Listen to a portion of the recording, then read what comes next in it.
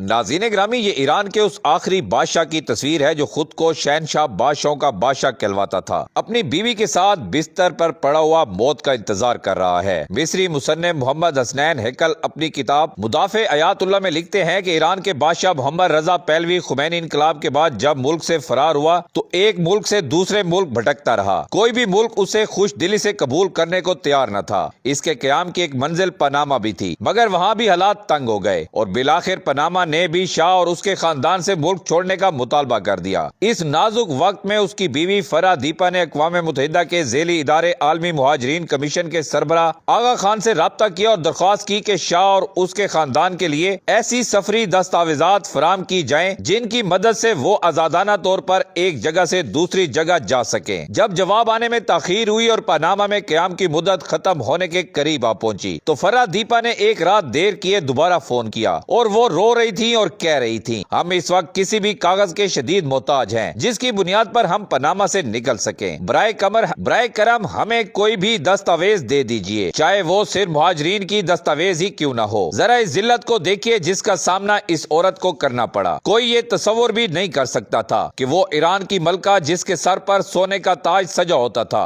اور جس تاج میں دنیا کا سب سے قیمتی جواہر جڑا ہوا تھا، ایک دن پناہ گزین کی دستاویز کی بھیک مانگنے پر مجبور ہو جائے گی۔ یہ اللہ کی مشیت ہے کہ بادشاہ کو بھکاری بنا دے، اس لیے تکبر نہیں کرنا چاہیے۔ موت کے بعد انسان کی حیثیت اس سے زیادہ نہیں ہوتی کہ وہ مٹی کے کیڑوں کی خوراک بن جائے۔ تاریخ میں عبرت ہے۔ اللہ تعالیٰ فرماتے ہیں، قصے بیان کرو شاید کہ وہ غور و فکر کریں۔